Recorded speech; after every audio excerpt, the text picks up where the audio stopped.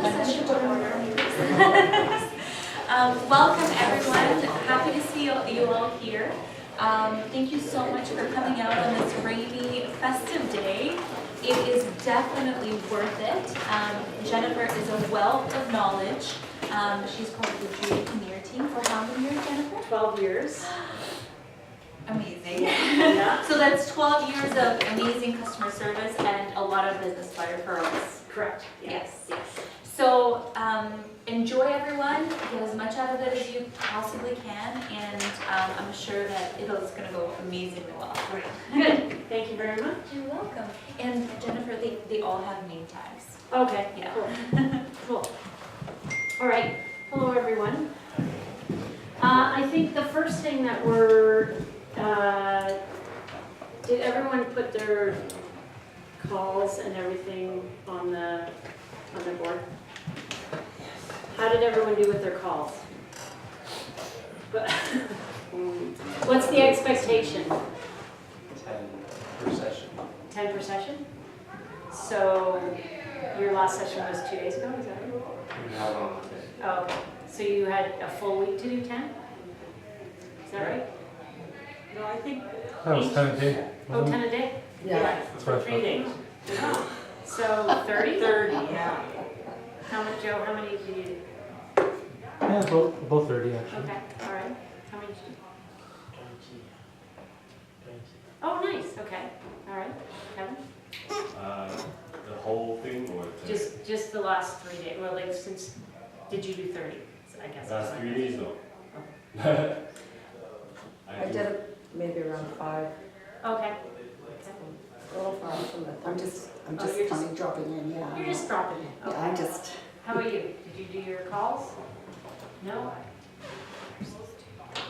Oh, jeez. Well, I did a combination, some calls that I wrote thank you cards. Oh, good, okay. I did the food drive, Right. and so I wrote thank you cards to those. Oh, good, nice. So, so the calls are important. I won't talk about the calls. Clearly, we're here for bigger things than the calls. Okay. So, you have everything here. You're tracking everything. And, Joe, if you want, we can take a little time if you want any questions about your listing appointment. Okay? So, did you want to tell the group about it, or did I just blow your cover on that? No. But we don't have to concentrate on me, don't worry. No, while I'm looking this up. Say it, come on, Joe. say it, plus. Come on. I have a listing appointment tomorrow. My first true one, maybe. And how did you get it? Door knocking back in August. I Yeah. spoke to somebody who was the wife who was said they were thinking of selling. So I made an appointment to go see them a couple of days later when the husband was home. Sure enough, the day before the appointment, I get a call from the husband canceling and rescheduling for the following week. So the following week comes around, and I should have called, but I didn't. I go to the house, and they stood me up. So I called them on the phone, got hung up on. I think I got hung up on twice. So I let it go for a few weeks, and last week I decided to door knock them again, just to see what's going on. Because on their front porch they had a kitchen Okay. in boxes that they were going to renovate. So I still saw it there, so I just thought I'd pass by just to see what's going on with it. And sure enough, he comes to the door, and he apologizes. Yeah, sorry. I said, no, don't worry, it's all right. So I give him a recent sold, Yeah. saying I thought you would be interested in this. That's all I'm here for. And if you wouldn't mind if I kept in touch with him. I said, yeah, sure. He said, no problem. So then there was a house that recently went up for sale and around the corner from him. So I went to go look at it, and I decided afterwards I noticed that the kitchen was gone off the front porch. So I knocked again, and we talked and set the appointment for tomorrow. Sweet. So you have to be persistent. Yeah, I was going to Yes. say, how many people would have given up? Yeah, I admit, I mean, if they hung up on me twice, I admit I probably would have given up, so Yeah. Joe, congratulations for Sure. hanging in there. I But can't, I mean, are you gonna phone I'm them? hungry for a sale, so Yeah. I mean, Are you gonna If I- phone them before you go yes, to I will. confirm? Yeah. But was there something in them that you saw that they were just, sort of in disarray? Maybe they weren't organized or No, that sort of, you made you stick? no, I didn't get any of that. I No, just eh? didn't want me, he didn't want to talk to anybody. He didn't want to talk to anybody at that point. Oh, It's too early. But you turned them around. wow. Turn him around. Yeah. I like that. Okay, so what you're, sorry, I'm working off two PowerPoints here.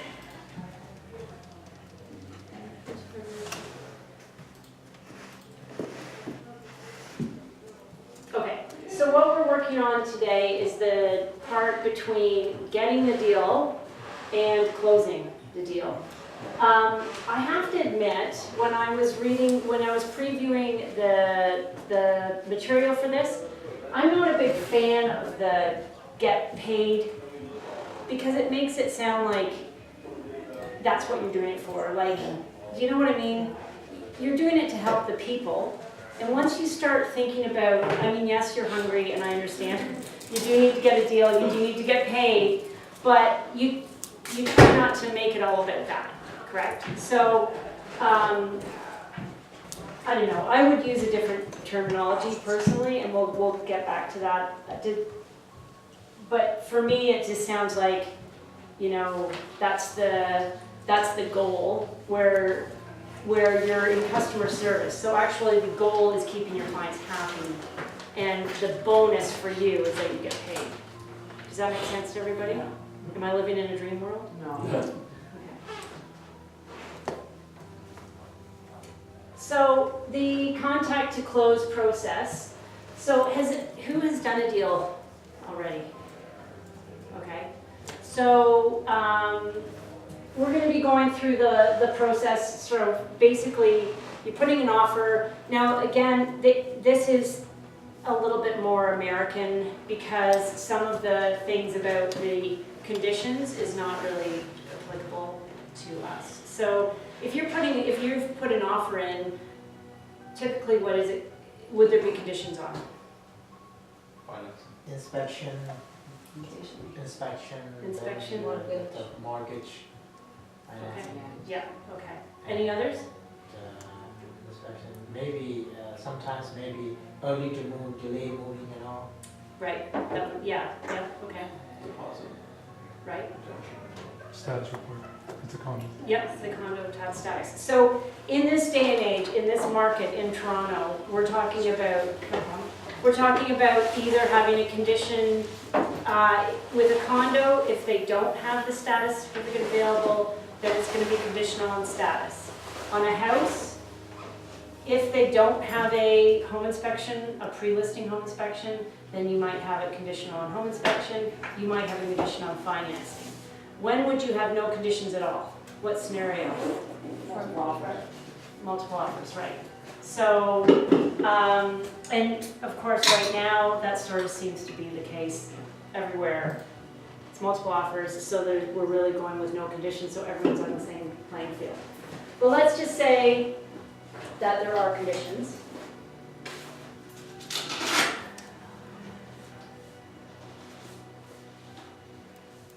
Okay. Okay. I'm just going to sort of go on my own. Are you guys okay with that? Absolutely. Okay, because it's really confusing the way they do it. Okay, so basically right now, if you think of your whole business as being a funnel, right? So the top of the funnel, you're getting your leads, your contacts, your leads, you're getting appointments. So then as you're coming down the funnel, you've got all your contacts and making your calls, and then you're booking appointments, and then you're actually getting active clients, and then you're getting deals. So right now we're at the lower end of the funnel, right? But what's important while you're at the lower end of the funnel? The top end of the funnel. Correct, right. So you always have to be working your funnel, right? You always have to be making sure, because yes, you're working this deal right now, and yes, you get paid, but then you're gonna be like, okay, now what? You don't wanna start all over again, working just with one set of clients. You need to be constantly having the funnel, and that's why all these calls, and that's why all the stuff that you're doing now is sort of 4 to 6 months out, right? Like that's makes sense, right? Because you did that door knocking in August, Correct. and now you're got an appointment tomorrow. Wish it didn't take that long, but it does. So, okay, so when you have what are some of the things that could, so, okay, we've got our offer. It's conditional for some odd reason. Maybe Toronto's had a slowdown. So it's conditional on inspection, home inspection, and financing. What can you do to help your clients through that process? Do you think your clients know a home inspector? No. So you wanna be the person. What about a mortgage broker? Presumably, when you show your clients, are they already pre-approved? Yes. I would assume so, yes. Yeah. Most- We want that Yeah. figured So- out before we ever even take them out. Correct. Yeah. So you want to, if you can, if at all possible, you want to have everyone pre-approved before you start going out, so that when you do your deal and it's conditional on financing, then it's just the banks checking on the house to make sure that it's going to approve out. So while we're on that topic, what happens? What does it mean that something doesn't appraise out? We went over this a few times. Oh, did we? Things we're not gonna crazy out. So they buy it at a higher price than what the appraisal comes back at. Right. And what's the scenario for how is that bad for the buyer? We need to pay the difference. They need to pay the difference. From their own pocket, Yeah, and that can be huge if they've only got 5%, right? It happened to me probably 10 years ago, and I was really, really lucky.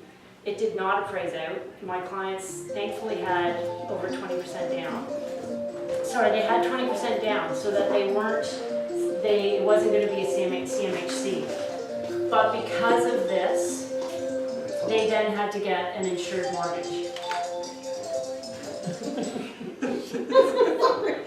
Stop! I never get phone So, yes, yeah, so I'm sorry that you've already gone over it, but it really, really is important, because if your clients have 5% down, then you really need to be careful about how much over asking. And what's, so you've already covered it, but all I'm saying is make sure that you've got comparables to justify your answer. If the mortgage company comes back and says, I'm sorry, it doesn't appraise out, you need to make sure you can prove the price that you went in at is legit, okay? So that's key. So will that make a difference, do you think, Jennifer? Sometimes, it didn't for me, but Hey, depending on, it it's a can, bank, yeah, if you call, like I called the appraiser, yeah. and we got a second appraiser to go in, and I showed him the comparables. If you show them comparables and you say blah, blah, blah, then sometimes they will change their opinion.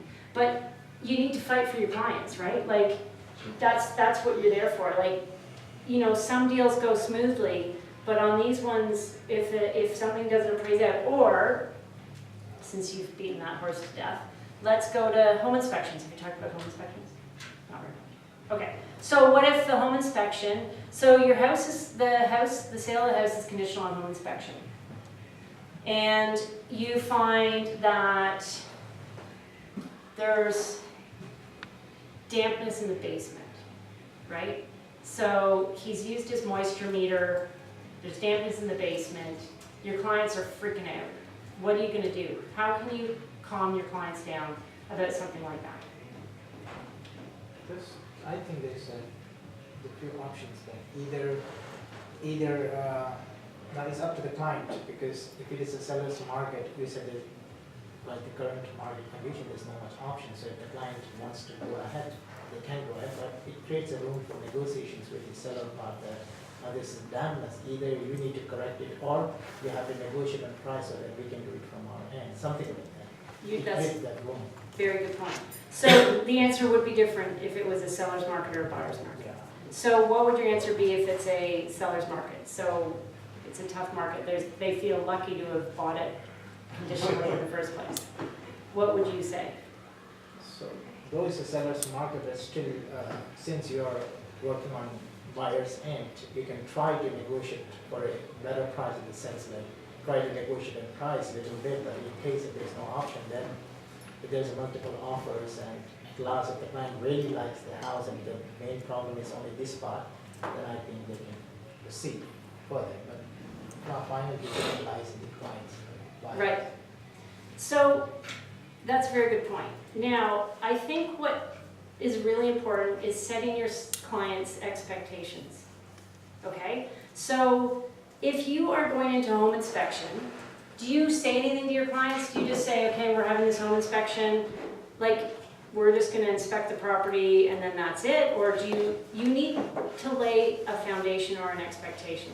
So if it's a seller's market, when I meet with my clients and we're for some odd reason having a home inspection, I'm going to say this home inspection is more to figure out if there's anything major wrong that you would say, I don't really want the house, so it's either a yes or a no, or it's a really good budgeting purpose. So I find home inspections are amazing for buyers to use as a budgeting tool, because you're finding out that the furnace is 19 years old and the life expectancy of a furnace is 20 to 25 years old, and so an average cost of a mid-efficiency furnace is $5,000 to $7,000, so you're going to budget for that, right? So the issue is if you don't set the expectation with the client, then they're going to see, okay, the furnace is old, can we just go back and ask them to take $5,000 off? Is that realistic in a seller's market? No. No. Yeah. So it's laying the expectation before. So, yes. But that's in the case where something's not broken but is going to break. Yeah. For example, I don't know it wasn't in Toronto, but I did a deal with my mom, and the shingles on the roof were put on backwards. So you know how they're supposed to be, not all of them, but just a patch. They're supposed to be layered like this. Yeah. They were layered upwards. Okay, that's funny. Um, That's really funny. That is good. It's okay. Yeah. So forget that. And Because then it was that's a basically little bit extreme. yeah, but it was just a small patch of them. Yeah. Anyway, we basically said, either you can fix it, because we had a home inspector come in, and they're like, either you can fix it, or we're going to make the adjustments. And they're like, there was just a lot of little things Yeah. that could have caused really big problems. Correct. Right? Yeah. So we're like, if you want, fix it yourself, and then just send us pictures when it's done, and that's what they ended up doing. Yeah. Yep. So if it's like those little things that kind of eat away at your deal, Yeah. it's like, that's also an overbill. So. Yeah. Because in Toronto right now, I don't know that you can't, You would just fix them yourself. yeah, you can fix them yourself. Right? Does everyone agree with that? Yeah, totally. Jennifer, like, I want to add a point here. Yes. Now, today our topic is close the deal. Yep. Now, from one of the top seller in the world, I know a guy who is talking about this is the most important part, closing in everything in Yeah. business. Yeah. Now, here there are different sort of like things which are important, but one of the main things is like showing yourself as an expert in your field. Correct. And when you talk about these things, like if they proceed and tomorrow they have to go for a new furnace, if it's just 19 years and 1 year left, so they have to take out 5,000. All these are like nut and bolts. Now, if you know these things, then you project yourself as an expert. Correct. And this is not about this deal. Like tomorrow, like they will say, oh, this guy is like really good, he knows each nut and bolts. Yeah. There's a chances like you create an impression that tomorrow they may refer you. But if you proceed with this deal and they lose like 10,000, Yep. tomorrow they will definitely recommend their friends saying this guy is not worth a lot. Yep. So what I'm saying, like the things that you're talking about, I think is very important. Yes, But I don't have an experience, but I feel it, like I'm trying to connect yeah. these And, things. I think the other really, really important thing is being honest. So, when I go through a house, I know I'm a little bit off topic, but we will be getting, because this is part of what I'm supposed to be talking about. So, when I go through a house, I actually point out a lot of the negatives. And that's because I want them to go in with open eyes. I know what I'm looking for. They don't. They like to look at, oh, it's nicely staged. Oh, isn't that funny? That bed is actually a blow-up camp mattress. Oh, you know what I mean? Whereas I'm looking at, now I see a crack in the ceiling. Is that the lath and plaster? Or is that an actual crack from a roof? Right, structural. So I point those things out. And I'll say, you know, we go down the basement. Actually, it smells pretty good. I have a pretty good nose for whether it's moldy or not. I have a very good nose for cat smells. So, things like that. So I actually point that stuff out because that builds trust with your client. You want to be as open and honest with your client as possible. So, and also setting the expectations, just like I was saying. So if you're going into the home inspection, you set that expectation. If it's a buyer's market, if there's a million houses for sale on the market, and you're doing a home inspection, then yes, maybe you can negotiate and say, listen, we didn't know, we didn't realize there was so much dampness in the basement, and now we have to do excavating on the outside, and that can be a lot of money. It can be $20,000. So can we renegotiate the price? But quite honestly, negotiating the price after a home inspection is not that common in Toronto at this stage. So I think really laying out that expectation so that your clients don't think that that's what they're going to get. Because sometimes people think things that you don't even realize they're thinking. And they're thinking, okay, we're going to have this home inspection. If we find something wrong, maybe, because I've heard people say that, oh good, if we find something wrong, maybe we can get the price down. You're actually not. So lay that expectation out beforehand. Does anyone have any questions about home inspections or, yes? Here I see 2 points. From buyer ends, you said you have a good nose and you can smell it from Yeah, that much molds. yeah. But what do you call the M word? The mold or molds, yeah. mildew. So now molds, like it comes under hazard, okay? Now Yes. from the listing part, now tomorrow if you go and list a property and Yeah. if your nose sense that mold, Yeah. then as per some fiduciary duty, you have to disclose that in Correct. listing. Yeah. Now if they have already disclosed that in listing, because that is their duty, the selling salesperson, the listing Yeah. person. Now if you are from the buyer ends and if the buyer is like that who don't wants to move in a house with molds, then you will not approach that house at first, right? But if the listing person has not disclosed that information and you proceed further and there's a molds and all, then Yeah. your buyer says they don't want to proceed because of the molds, Yeah. then it is the listing person fault, right? Yes. They say- So in that case, if it's something major like that, then I would approach the listing agent and say, listen, we didn't know there was mold. And so my clients don't want this house anymore unless you're willing to do something about it. So unless you get rid of that mold or you do something about it, we're going to pass on this house. So it's a yes or no on the home inspection. So either yes, we're going to take it, or no, we're not based on that. But you do want to have a conversation with the agent because maybe they will do something about it. But all I'm saying is don't lay the expectation to your clients that they will do something about it.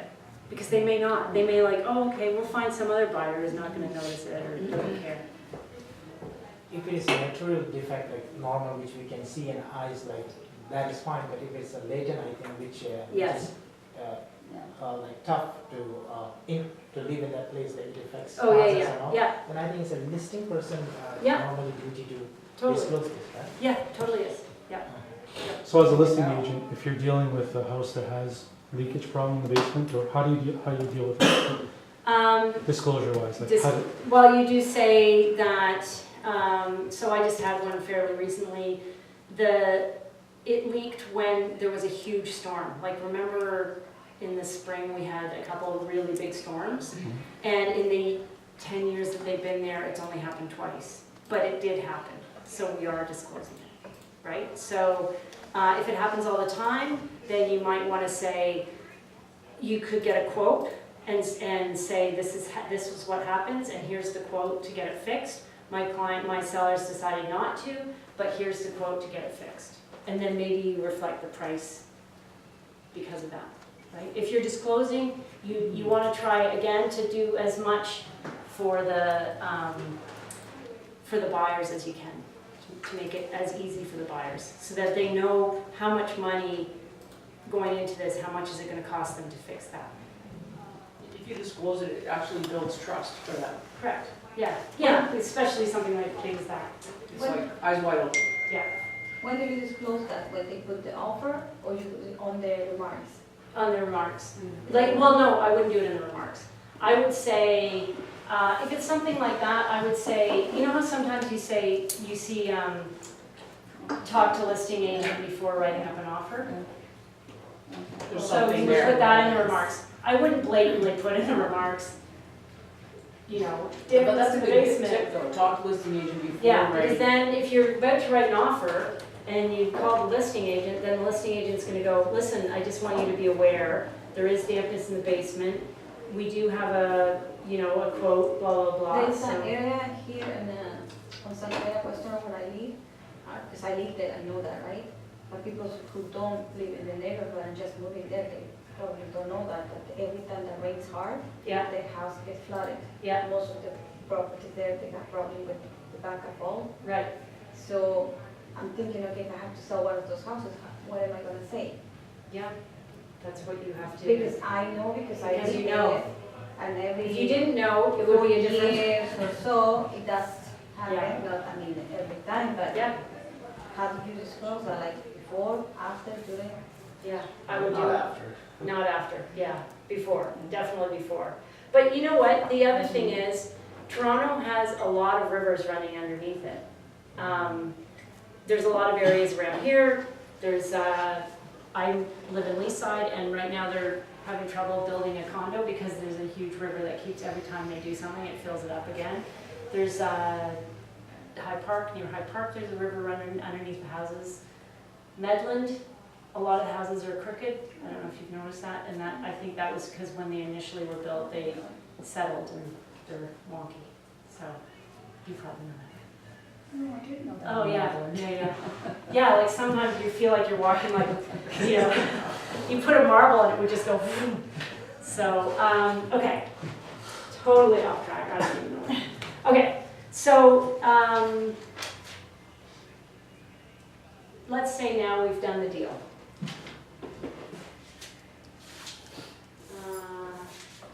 Contract close checklist.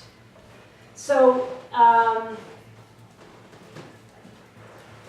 we've done a deal. Do we have any more questions about we've done a deal? Okay, so we've got the deal closed. Actually, I have a question, Yes. and it relates to my own experience, but what happens when you have subject to status, conditional status? And this happened to me, so I'm really still thinking about it.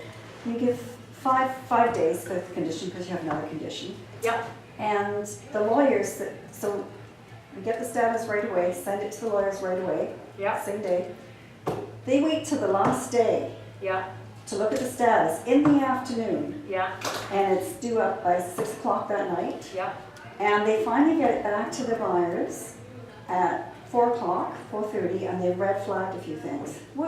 How can you really avoid that situation? Because that almost was a deal killer. Was it a lawyer that you know? No, And they chose to use their own lawyer? yeah, they wanted to use Ms. Lawyers, Yeah. Mrs. Sauter. Yeah. It's a tough The one to. factory, it was a factory type law business, tons of lawyers and they was law clerks.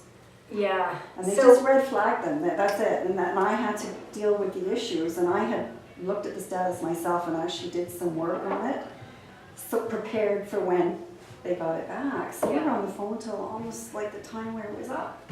And did they give reasons behind the red flags? Not really, they just kind of, this could be an issue, that kind of thing.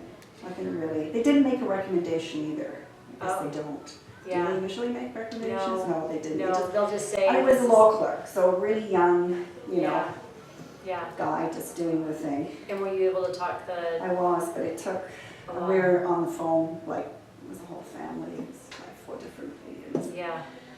It almost didn't close. That's a tough one, because as much as possible, when I'm working with a buyer, I will recommend lawyers to them. So Right. lawyers that I know that we've worked with, Mm-hmm. that will do things in a timely fashion, Right. right? Because I know that it has happened when someone says, oh no, I have my own lawyer, I almost cringe, because some of them, a lot of them are good, but I also recommend to my clients to make sure they're using a real estate lawyer. Like if your friend is a litigation lawyer, they don't know about especially when it's a status certificate. When I've sold a condo to a buyer, I say, do you have a lawyer? They say, yeah, my friend's a lawyer. Do they know about real estate law? Because they're reviewing a status certificate. You know, status certificates are this thick. They're like 100 and whatever pages if you get it emailed. Then you need to know what you're looking for in a status certificate. So, But would you call, like, because I didn't know the lawyers, would you take it upon yourself to call the lawyers and see how they, to sort of try and or would you not? Because I didn't. Because No. I felt it was between the two. I would have but actually felt- asked my buyers, Yes. have you heard from the lawyer? Well, I did. Oh, yeah? No, they said, Yeah. Yeah, maybe, no, but the other thing, did you call the lawyers after when they did the red flag thing and ask them why they red flagged? I believe I did. I believe I actually called them that afternoon because Okay. I was really getting, Yeah, yeah, and they said, oh, they're looking at it. But he was a law clerk. Like, it's just Yeah, some guy yeah. from the university. They're doing their thing, whatever. And, yeah, that's what they do. This is the second time, and it's both law clerks. yeah, I The guess, second time it was a little better because it was someone I had referred, and I was able to contact them a little bit better. I guess maybe then call the lawyers yourself and just keep pestering Yeah. them and say, listen, I mean, 5 days they yeah. have. 5 days. 5 days, and that's a lot. That's a lot. My last condo deal was, they asked me to do 24 hours. So Well, I guess they had one, not even Yeah. 24 hours, they had basically a working day to I review mean, it. there really is no advantage giving them a lot of time, is there really? No. Like, it doesn't matter, like, they can do it in a couple of hours. Yeah. So really, We do a standard of 3 days. 3 days, yeah. Well, I was trying, because of the finance, we had financing as well, and just to make the financing, so I thought I'll just Yeah. make it the same day so it makes sense. And Yeah. didn't- I mean, I guess just keep following up. That's a good lesson learned though, But because, normally, if it's a lawyer that you don't know, it's their own lawyers, do you follow up at all with anything? Because I had another deal that just closed and it almost didn't, and it was no fault, it was nothing to do with me, or unfortunately it was a separation agreement. yeah, And it almost went belly up because the wife's lawyer wouldn't sign something for the bridge financing. oh, okay, It's been real, yeah. and, Lawyers are tough because they don't often answer and you well, keep, they just wouldn't sign it. The two lawyers were going back and forth a week. Yeah. But I didn't know about it until the final day of closing when I was called, but so I don't know whether I that's should a very go good over point to- because after you've sold your clients, Mhm. it's really out of your hands, right? Yeah. So once the deal is firm Mhm, till closing, mhm. it's no longer your, That's I mean, I'm not so- gonna say your responsibility, Yeah, but it's so- kind of out of your hands. Yeah.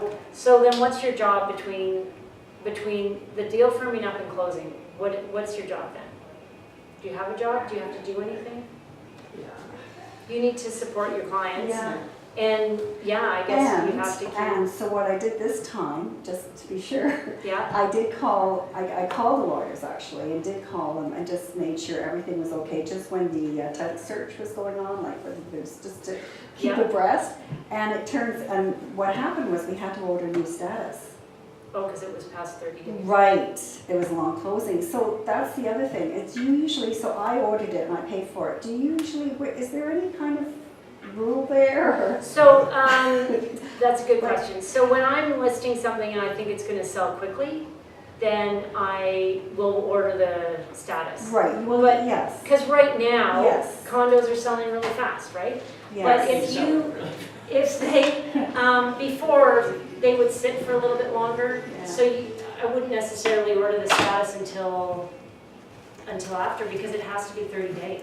Well, there was a long closing, and it was on the sellers. The sellers wanted a long closing, so it was, it was over 60, it was like 90 days. Oh, Yeah, but it's a then long they, closing. but they should be looking at, So, but they had a status, they did have a status. because the status, you'd had to firm up the deal, you'd have to be The looking status at. was okay, yeah, they had a status, so we Okay. previewed the status, so we didn't need it to close. There was no conditional Oh, okay, status, we okay. previewed the status, but it technically for the lawyers, it expired.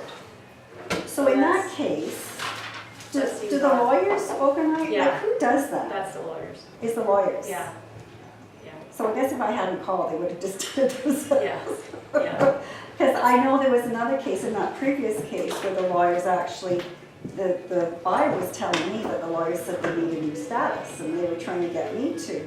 And I said, no, that's Yeah, between the the lawyers. lawyers, So like, usually the lawyers will on the take day care of of close, that, like they'll. closing and everything to do around Right. closing, that's lawyers, like, they're the ones who are Okay, gonna. so so if the lawyer, if the status is no longer good, then it's their thing. Yeah, Like, it's not for me to worry about. Okay, I mean, I'm just over. to support, yeah, but you don't need to get No. involved until they call you. No, If but I they call get you them, involved, yeah, if they get you involved, then yes, but if they're Yeah. not getting you involved, Yeah, that's the lawyer's thing, you know, it's just like, let's bring that to access visits. So you've sold, we're working on buyers right now, let's just say. So you've sold your buyers a house, and now you've got access visits. How many access visits do you guys usually put in a clause, and would you put in? 2. two. 2 or 3? Okay. 3? When do you do your access visits? Does it matter? One right before possession, Really close. Yeah. the last one right before possession. Okay, so now you've done one right before possession and you found that the stove is no longer working because your clients checked the stove before. So what are you gonna do about that? What's that, where do we go with that one? When you've done access visits, because access visits are for clients to measure and show their family and do all that exciting stuff, but they also want to make sure, you know, there was a rug here before and now there's this big stain. Yeah, no, let's use that. There was a rug there when it was staged, and now they're going for an access visit and now they see that there's this big mark on the floor. How do you deal with something like that? Lawyer, Lawyer? through the lawyer. Okay, so if it's just before, like, so often, you know, a lot of people do it the day before, which is sort of almost too late because, like I say to my clients, on the day of closing, go to the house and turn on the washing machine, make sure everything works, because as you know, in your clause, it says that everything should be in working order on the day of closing, and, you know, this is for the benefit of the buyer and shall not blah, blah, blah. That means that after that day, if they break down the next day, it doesn't matter, right? So I tell everybody, do it then, but really, it's almost too late, isn't it? Right? Because the money's already changed hands. Once that money's changed hands, it's really hard to get money back. Right. So maybe do it a week before as opposed to the day before. Because a week before gives you some chance to, you know, I have had lawyers hold back $5,000 or $1,000 depending on whatever issue. And that is the lawyers, but you're the one who has to talk, you know, go through everything with them.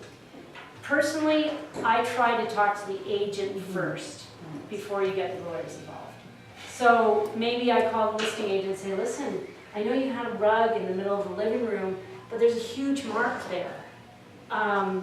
You know, do you think you guys, are you planning on redoing the floors before we move in, or blah, blah, blah? Depending on their answer, get your lawyer involved, right? Because then maybe they hold back $1,000. So you just call the lawyer and says hold back some money? No, you say, you tell them the scenario and then they make the recommendation. The lawyer makes the Yes. recommendation. Yeah, Okay. yeah, yeah. How But, about, how about if, sorry. yeah, go ahead. How about if the fridge and stove is different from when you actually saw it?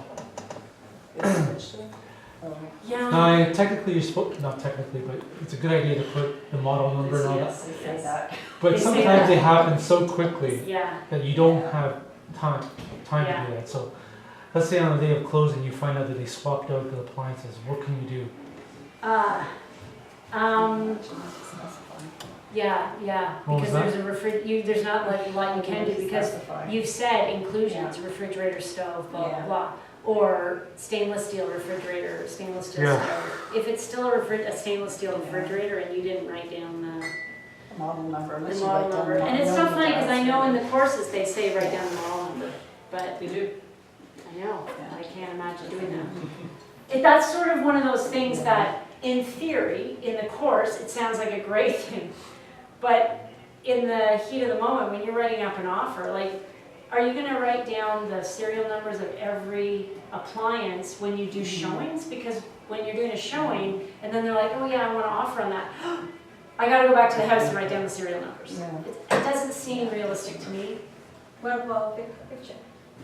Yes. I was wondering Yeah, about that. you can do that. Clients can take a picture of it. Yeah. if Yeah, yeah. So if the you buyer. And just keep remembering, be like, okay, whatever For house. the second visit, maybe, when you're already Yeah, sure that you're gonna buy it, that you go second visit, take a picture, just make sure that everything stays. yeah. Could you add it as an amendment? Could it be like proof? You could add it as amendment. So you go in on your second visit, Yep. then you take your photos of all the appliances. Yep. Oh, and your second access visit? you Yeah. But- Oh, But the problem with an amendment, yeah. yeah. Well, A, they have to agree with it too. it's more paperwork, which isn't Yeah. that big of a deal. But amendment actually opens up the offer again. Could you just take your MLS and make sure that the details that you want are on there and then attach the MLS as like a Schedule C? Yeah, but they don't usually put the serial numbers. No, Quite honest- yeah, as long as it's like, say you put like Samsung stainless steel Yes, fridge. yes. Yeah, it helps a And that's little what If they switch Yeah. their Yeah. fridge for another version, it's Of like, Samsung. did you really go through all that Yeah. trouble? I don't- And quite honestly, have you heard that happening, Joe? No, I have a deal closing on November 29th, And you're afraid and my it's gonna- clients love the stupid appliances, and I don't have a detail on there. I just have stainless steel fridge and stove. Do you still have an access visit left? Yes. Yeah, so then I would do that. Take it. Well, we already had an access visit. I've already taken a picture. Is that good enough? Yeah, Awesome. Okay. yeah. Take pictures of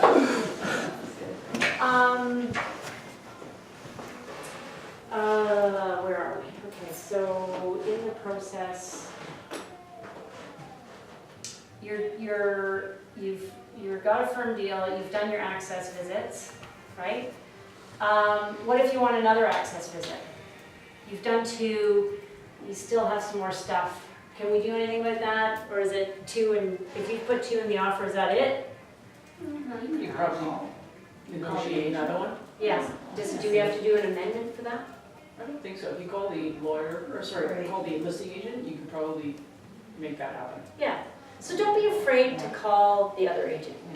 Because a lot of people are like, oh yeah, well, but then I'm gonna have to do this and blah, blah, blah. But a lot of times, we're nice people. We're all nice people, especially KW people are all within, we all have that same mindset of helping each other in a win-win scenario. So if you want another visit or you have any issues, just ask the agent and talk to them, because that often helps diffuse a lot of issues. Just talk to the agent and downplay, like, don't make a big deal of it to your clients, because they're already stressed. They've just bought the biggest purchase of their life.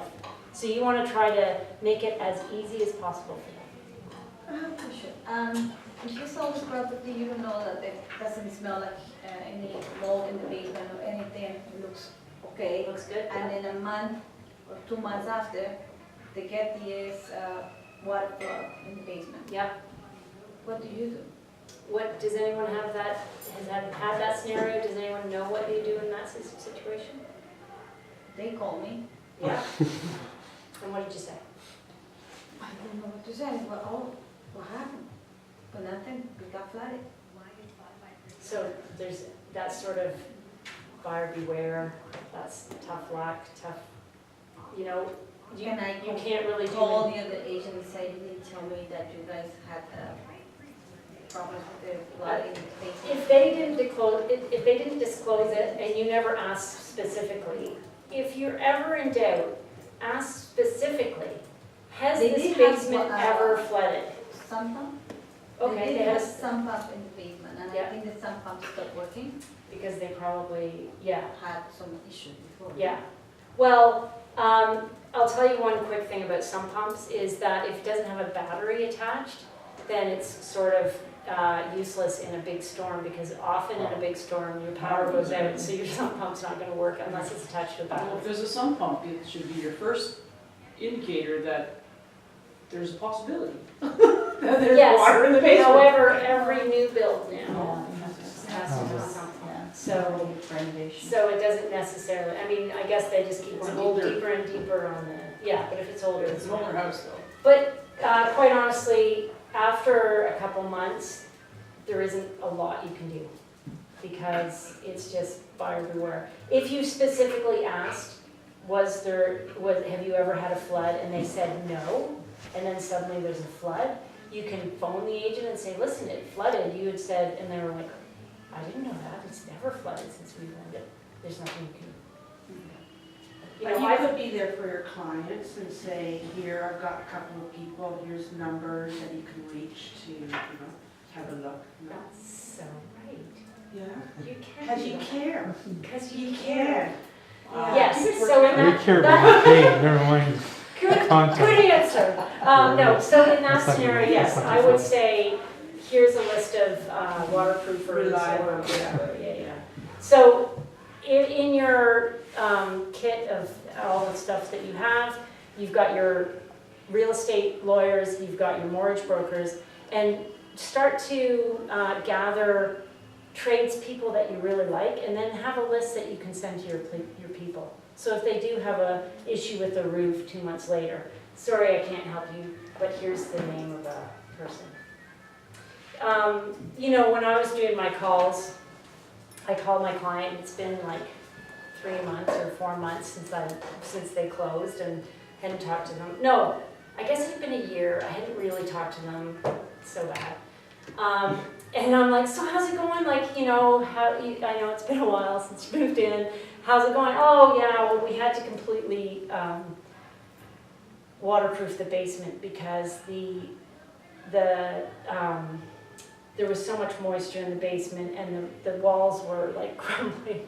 It was like a $40,000 to $50,000. Ouch. So, but I was like, oh my gosh, you know, and they were completely fine with it because they know it's buyer beware. When you're looking at stuff, how do you ever know that that's going to happen? I'm just saying, when you do have clients, it's not always like, they didn't blame me. They were like, this is what happened. We took advantage of that and we redid the basement. So then what did I do? I said, oh, well then I'd love to come by and see your basement and see the, you know what I mean? Like, come and see them. I'm not going to be scared and never phone them again because, oh my God, I've just ruined their life because they had to spend $50,000 more than they thought. No, you need to continue with your relationship, because if you're afraid to phone people, then it'll be worse and worse and worse, and then you're never going to call them. And they referred me. So it's not always horrible if something like that, if there's a flood or something like that. They referred you before or after? After. Shockingly, after.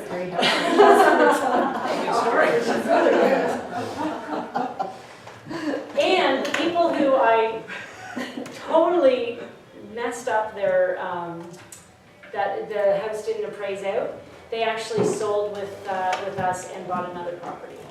So again, You're perfect for this course. I was lucky on that one because, and no, I'm willing to say, that was honestly the worst.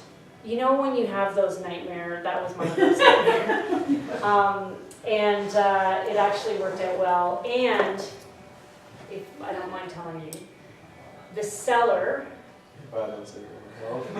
The seller actually still said, I still think that agent should have her commission because she still was able to get us more for the house than we thought we would get.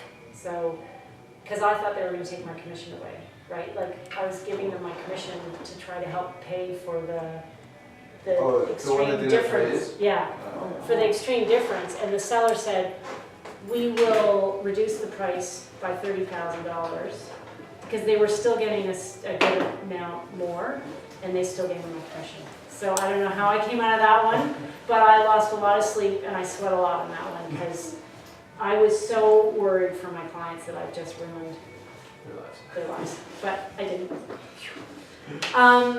Yeah, so that's why, you know, you need to remember that you're doing, these are big deals for them. So you gotta do whatever you can to fight for your clients. Okay, we've done the access visits. Okay, so let's talk about, now we're just waiting. So it's a 60-day close. You've done your access visits, you're just hanging out. Do you keep contacting your client? Do you not talk to them again until closing? Do you ever talk to them again? What do you do? Aren't they gonna be calling you every day? What are they calling you about? Anything and everything. Okay. They're anxious, they're stressed, they're worried, they're... Yeah. Could be anything. Yeah. So you're there for them? Absolutely. Absolutely. Good. What else is a good time between, yes? I call them just to make sure that they give the transfer for the utilities, and they got the insurance, and if they have everything organized for the moving day, elevator, or food truck. I just keep calling them to see if everything gonna go as good for them too for the day. Perfect. And some people, they just move after closing. Yeah. A week after, and say, Yeah. okay, everything is okay? Yeah. Perfect. Do you call them on closing? Yes, I actually go with them to the lawyer.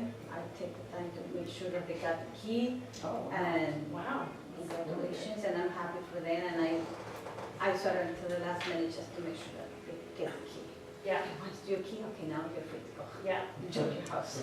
And do you ask for a referral? I do, and yes and no.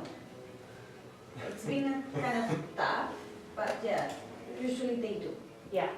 So they say the best We talk time. about all the time, like we bought this house and Laura came with me and she did this for me and she did, so that's the way they refer me, it's not because I asked them, but Okay. I should ask. Yes, you could ask. Yes, because a lot of people will say, "Oh my gosh, they're so great, la la la," but it doesn't enter their head to actually put the two together and say, you know, oh, so-and-so's looking in my office. Because how many times have you been with somebody, showing them houses or something, and they go, oh yeah, my colleague in the office just moved, and you're just like, really? Really? Or, you know, the time between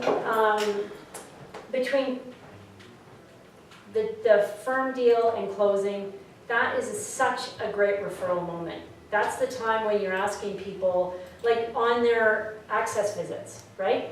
So one of the things we do on our access visits is we may ask them for a video testimonial. So we have a lot of video testimonials on our website, specific to the different scenarios. So if I'm working with a first-time buyer, that will go in our first-time buyer part of our website, so it's a video of a first-time buyer saying, oh my gosh, blah, blah, blah. But we're not asking them to do a video testimonial of how great we are. We're asking them to just say, how is the process? How is your, you know, how is the experience? Because we don't, you know, it's just like, did you love working with the Julie Kinnear team? You know, it's no, how was your experience? And some of them will be like, oh my God, it was so scary, or blah, blah, blah.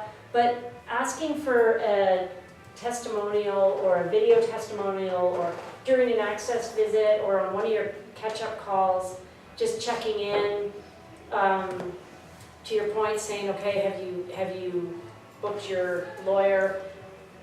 Those are kind of things that are really important. The other thing is that you just brought me back is to have in your does everyone have a database? Everyone has a database, right? Okay. Sort of. Okay, so a database is very, very important. So then you're gonna put, you put people on different drips, right? So it's just like sending them little emails about different things. It's important to send them, put them on a closing drip or a final 30-day drip, right? Does everyone know what I mean by dripping? It's like just poking the bear. No. So you're going to say, for example, one email will be like, oh, congratulations, now these are, we call it the ducks in a row email or something like that. It's like, now it's time to get all your ducks in a row. So then we list, make sure you, and then all the things you said, change your hydro, book an appointment with your lawyer, choose your lawyer, finalize your mortgage, and we have a list of all that. And then the phone call can be a great follow-up to that. So, hey, did you get my email? Everything, like the drip is really good in case you don't get that phone call. Because, listen, you've just helped them buy this great house or condo, and then they're still lost. You still have to be there for them the whole way through, okay? They're not a client just for this transaction, they're a client for life. Which brings me to my next point, a great little segue. When you close on a deal,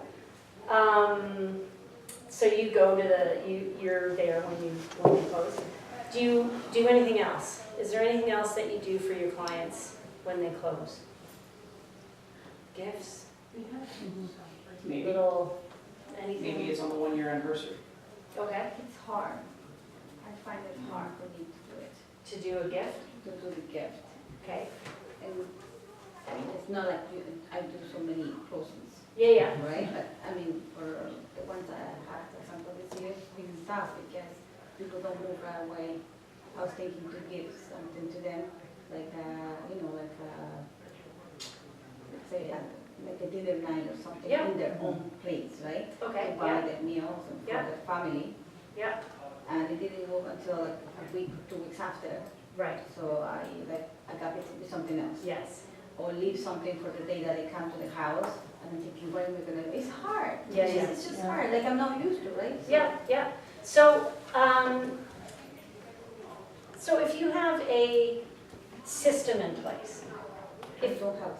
once it's a system, then it's not so hard because it's your system, right? So you know that on closing, 2 days after closing, you're gonna send them a big night at the movie tickets. Does everyone know what that is? Cineplex Odeon, 2 tickets, popcorn and 2 pops. It's fantastic. Yeah, get them the VIP. How much?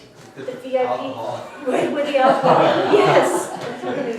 Jen. In terms of dollar value, how much does the Julie Kinnear team give? Well, I'll tell you what we do. Okay, so we used to send, I'll tell you, this stays in the cone, right? Okay, no, we used to send out movie tickets during, so in the during thing. So while people were looking for a house, we used to send them movie tickets with a little thing saying, you know, you've been working hard looking for houses, maybe you need a night out, go to the movies. But in this market, people look at one house and then they don't get it, so then they wait another week. It's not like they're looking that hard because it's not like, back in the day you used to look at 5 houses and then you go and and nowadays like people will look for a month and then be like, okay, we're going on holiday or whatever. So now we do the movie tickets after they've purchased because it's more consistent. So in our system, I believe it's, so 2 days after they close, we send them I think it's a $50 gift card to Home Depot, right? With a little thing saying, okay, you're in your new house, you can probably really use this, to fix up something in your new home. And then maybe a week later, we send them the movie tickets. You've been working, you've been unloading boxes and moving or cleaning things up or renovating your home, whichever, if you know what they're doing, be as specific as you can. But if it's just gonna be a drip, you need to make it a generic, right? If you don't have that many clients, then it would be nice to do it as a more consistent thing, but it has to be a system. And then you send them the movie tickets. What we do is if someone buys and sells with us, we give them a painting of their house. So I have a friend of mine who's an artist. She does watercolors. And she does I mean, it's just an IKEA frame, but it's a gorgeous watercolor. We send her the pictures of the house. She does the watercolors, and then we deliver them. Now, we don't deliver it like a week later or a month later. We deliver it when the artist is finished, and then it sits in our office, and then we deliver it. I'm being honest, right? Like, we're all busy, but the point is, when they least expect it, we're knocking on the door, or else, like, I've got one in my closet right now that I'm gonna phone the people, and I'm gonna tell you right now so you can all hold me accountable. I'm gonna phone them and I'm gonna have it delivered by the end of next week, because quite honestly, it's been in my closet for over a month. I was gonna say, it's in your closet. Yeah, yeah. And I have to keep moving back. Like, every time I put my tennis racket in there, I have to move it, and I'm like, oh, I gotta call these people. And then I close the closet door, and then I go get my tennis racket, and I'm like, oh, I gotta call these people. Get So out of the closet, Jen. I gotta get it out of the closet. Yes. Come out of the closet. So I'm gonna take it out of the closet. My picture's coming out of the closet. That's so car. funny. Yeah, At the I'm front going door, I'm right? going to put it in the, I know, but my dog might like. Into the car. In a It's bag going on to the go into handle. the car, and I'm going I to can deliver have it. things in my car forever. Yeah. Once I put it in the Yeah. trunk, Yeah. I will try it to this guy Yeah, tomorrow. Yeah. And then tomorrow I go somewhere else, I see when I open, oh, I can yeah, yeah, yeah. a month, I have gifts to people that I go and I haven't delivered in my car. It's in the car. Sitting Yeah, in my car. yeah. I only remind If when you I make the remember. noise, shh, oh, I have something to do. But my artist friend is very specific to me. She says, do not leave it in the car. It can't get too cold or, Right. so, it's in the closet. How much does it cost for that? These paintings are probably around $200 to $300, but this is only for buy and sell, Yeah. right? So they've bought and sold with us. They get this painting. Buy- If they're just buying or just selling, we do the Home Depot, the movie tickets, and we give them a little anukshuk. You know, the little stone thing? It's like a little, It's a statue. made of it's a rocks. statue made of rocks, And your team logo. and our team logo. So you will give which photo, like the one they bought or the one they sold? If they've, that's a very good question. If they've bought a condo, then it's tough because it's hard to do a no, sorry. If they've sold a condo and bought a house, we do the house. Because If a they condo, bought a condo and sold a house, you will do the. sorry, if they sold the condo and bought a house, we'll do the house. But if they have sold a house and bought another house, we usually do their old house because it's usually their first house or something of meaning. Unless it's their divorced home. Because, They don't want, yeah, they don't want memories anymore. Yeah, we don't want to Bucks remind is them of up. that. Have you ever seen the big gift card to the Smash Rooms? Have you ever seen that? No, There's a room where you pay like $40 and they give you just a bunch of old junk and a sledgehammer. and you just smash You it. just take. Oh my God, Yeah. that would be fun. It's hard, it's hard even for them, for example, to buy those dinners, gift cards for dinners like Moxie's or whatever. Yeah. Fancy restaurants, otherwise they don't like that kind of food. Well, during your relationship, you get to know your clients, right? So you know what they're like. We asked that kind of, we asked what the Yeah. favorite restaurant is, like what are they into? Like what's your favorite drink? Where's your favorite restaurant? And like, you know, your recreation. What, like is it the Leafs? Is it the Jays? Whatever. Yeah, Like, we or try if to get they've a little got- bit. If they've got kids, then Kids, yeah. then a kid-friendly restaurant. My babysitter. Yeah, okay. Or, yeah, In the exactly. neighborhood? Yeah. Or What a are, catered meal in your house. what are some other ideas that you can give your clients? I just have a question, like in one of the Ignite session, I think maybe it's Chris Munch or someone recommend that she gives some photo which costs $40-50, someone said, right? For A photo. painting or We, something? we do Trish does a little watercolor of their house that they bought a year after. That's what goes out a year after. Oh, okay, okay, yeah. Yeah. But I think it's Chris, right? She Sure, said yeah, she spends Trish. $40-50. I don't know, it's probably around there. It's It's not a big, it's only a little print Hmm. and the frame, it's not big. But it's Meaning. specific. But it's meaningful because Yeah. it's the house there that they bought and it's later, so it's a touch later. Yeah. It's not breaking the bank. No.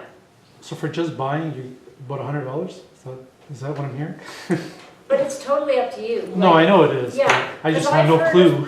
I've heard of people, doing, like, my friend's mother bought a house with a Chestnut Park agent, and he came with a crystal vase. Now, the crystal vase, I'm sure, was maybe $250 or $300, and that was for the purchase. But if you're talking a couple $1 million home or $1 million home, then in the grand scheme of things, it's nice. But is it about the gift, or is it the thought, right? So, what are some other ideas that you can do? Because during my commercial courses, my instructor, he said he gives pepper, flower, something small pot. Then that pepper will last only for a season, like 3-4 months, Yeah, because it will grow pepper or something. yeah, Then after that, they need it more, right, for the next season. So they will come back to him asking, well, do you have some more peppers? But it's very cheap, like $1 or $2. yeah, He gives, and he writes his brokerage name and Yeah. everything so people can see. So that way, like, when people see the pepper pot, and they will see his logo, right? right, And the also, peppermint, since it's only for a season, once the season is over, then they need more. So Right. they will ask him, can you have more? oh, Something nice, like that, but Okay. it's cheap. yeah, yeah. Now, once you start getting big, like, so then he's hand delivering those, right? Maybe. Yeah, yeah. So, what are some other things you could do on closing? On closing day, Yeah, what I appreciated when I got into my condo was waiting for me on the counter was little things from the neighborhood, like from a coffee shop, some coffee beans oh, and nice. stuff like that. So with a little book of things around the neighborhood and stuff. So Oh, okay, it was just to get, to welcome you to your Yeah, yeah. home, but the neighborhood as well, and take out menu for. and that was the condo that did that? That was the condo. Because it wasn't, Oh, the condo? Yeah, the condo, because, Yeah. we were and they also with all the rules and stuff. yeah. So that was it? I do that for my renters, my tenants. Yeah, I have a couple of rentals and they get a gift basket when they move in. So it's like a gift card for pizza, toilet paper, some cleaning products, the strata rules, like yeah. this, but and there's a welcome card and like, I'm really glad you're here, like, let me know if there's anything you need, yada, yada, yada. yeah, But there's like, the things you can't find the first day. A couple of toothbrushes, Yeah. a couple of scouring pads, Yeah. some dish soap. Your first pizza dinner on me type yeah, thing. yeah. Okay, so that's great. Good idea. Anything else? Have you ever had them help them move? It's useful, yeah. It makes their day, their moving day, like, oh my God, look at this, let's I go. have heard people that do that, but Makes them happy, I right? don't say that. Happy tenant goes a long way. I see two options. Either you take them to dinner the same day, or you just welcome to your home for a dinner on the weekends or something with their family. Maybe I think that is possible. The dinner is complicated. I find it so complicated because they don't have a date. Yeah. Okay, I reserved the restaurant, which day I'm gonna be available. You don't have to reserve the restaurant, just give them like a gift card, the No, gift cards. for them to go with you, like you go with Yeah. them and Oh. share Yeah. that night with them, like, okay, we did this together as a team. Because we're a team, right? We work together to get a house, okay? Yeah. We're gonna do it together. I don't wanna really go, I have other things to do. But That was excellent. We send a gift card to the favorite restaurant. So we've discovered through the course of our buy-sell process that we know their favorite restaurants. Well, then they'll get a gift card for the favorite restaurant when they refer somebody else to us. And it's for 4. So they get to take their friends. Oh, nice, okay. So we're not going because we're too busy. We don't want to go. Yeah. Right? But we want them to But it's go part of to that. celebrate and it's courtesy of us. Yes, Yes. It's part of, how do you get bonded, like after Yeah. closing the deal, like, okay, maybe that's the time I would ask referrals. Like, Yeah, if you know anybody else that's thinking right. to buy and have this amazing dinner like you need, and send Yeah. some more clients, right? But So I it's guess, so hard to get them out of the Yeah. routine because they're just moving, packing and packing. Well, And why don't you do it the day they move in and they don't have anything? Like, but I know you then don't have that's any a tough plates. call because they're just moving, right? No, Like, No, they've already moved, Mentally like they they're finished stressed. moving, but they haven't unpacked yet. right, Sort of like the condo package. Like I know yeah. it's gonna take you the next 3 days to unpack. You don't have any food. one of my Why not clients keep you- said, I offered, right? I said, okay, I can get you something like a week or 2 weeks after. He goes, no, let me just get organized. Yeah. Put kids into school and Okay. So I was Oh, if gonna you have say, kids, that's blah, like. blah, blah. So I guess if you put yourself in their shoes, right? Like I hate moving personally. So I can't even imagine, even if I loved my real estate agent to death, I can't imagine having to go for dinner or, you know, Do something at Do house, something like a else warm that's- party, warm house party? yeah, Yeah.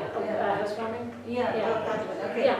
I'm not ready to receive Yeah, anybody. no, no. They're not ready, they're just unpacking. So what I'm hearing is you need to do something that's easier, right? So you need to put a system in place that you're gonna call them on closing and send them a gift card to whatever. You know what? Moxie's has like 5 different restaurants. Who doesn't? They're bound to like one of them. It's like the keg mock. Yeah. Yeah. Kelsey's. Kelsey's, That's yeah. Casey's. Jennifer, Yes. I think whether it's a seller or buyer, means seller means he will move and buyer means he will also move, right? So you can help them with their moving, like you, that what truck that you pay money, what you call that? The moving truck? Moving truck, you rent it. And That would be a lot. Well, you could rent the truck and then you'd help them? You can do that. That would be really, really nice. I think some agents, they're Yeah. doing it and it creates a very good. Totally. People will But I refer you to understand that. death if you do that. 'cause I think that'd be that awesome. costs same as what you're giving, almost like $200 because you're gonna rent the truck for every hour $20, Yeah. rent it for 4 hours and you Yeah. hire some guys and your friends, take them, help them and after they give them booze. Oh. It's a really good thing. Yeah. Too much liability. That's just a lot. I just, Yeah. you know, If you break something. you love your clients, but it's a lot to actually move. But I think you were just giving them great tips on, because I've been so many times that, you know, you need, your last box is your first box that you open, that you have everything, you know, certain Yeah. things like that. And label everything, maybe get the labels, markers, I don't know, just to make it easier. That's it.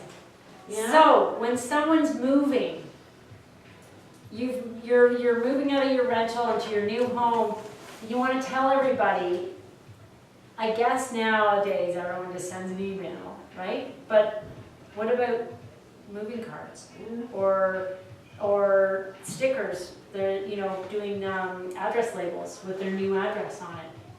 Something like that, something they can use. You laugh because you're like, oh, mail? You would put that in a mailbox? Do they even have those? What color are they? So that's also an idea. Jennifer, instead of these things you said is hard, then give them that what's the item in which they put all the stuff. So boxes, yeah. And you know what, so there's different Boxes are companies, expensive. yeah, boxes are expensive, but there's some companies that are environmental that you can rent. I think it's Frog, is that Frog? Yeah. Or green frog or Green Frog or something like that. Frog is somewhere in the name. Yeah. And you can rent the boxes and they put them on the porch, you fill them, you move, and then wherever you are, you leave them on the porch and they come and pick They're them up. like bins, they're like Bins, plastic, yeah. heavy duty bin. Which I love that idea because I find it's much more environmental. How about if you buy some box and whenever your client moving, you take it from your garage or store and use it. Yeah, yeah, you could do that. And that you write your name, your brokerage name, so that when you start moving, people see that your brokerage name is there. Delivery. Yeah, I don't know how much marketing value you're gonna get out of that. I mean, what about leaf bags? in this time of year, putting your logo on leaf bags. Yeah. Other than Just- putting your face on garbage. Yeah, yeah. But remember when, I don't know if they're doing it this year, but Canadian Tire, remember Canadian Tire had the hockey guys on their leaf bags? Does anyone remember that? If you put all three together, it was a goalie. Yeah. Yeah, so, and we just did a thing where we asked people in our database if they wanted leaf bags, and then we hand delivered them. But, again, careful what you promise, because it's a lot to deliver these things. So, you know, rather than being stuck on, it's hard to go for dinner, think back and think of something that's easier to do, so that there's still, because you have such great intentions. Oh, I want to do this, I want to do that, but I don't have time. So do something, get a system in place where every single client is going to get the same thing, and it's consistent, and they get it, and they think of you, and they go, wow, that's above and beyond.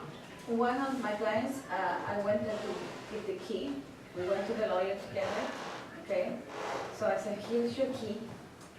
Okay, so now I'm 100% sure you got your house, everything went smooth. And they were so happy, thank you. And then they gave me a card. I said, and it was, they got me the dinner thing. That's so nice. And I was like, I was sure, I was like, I'm supposed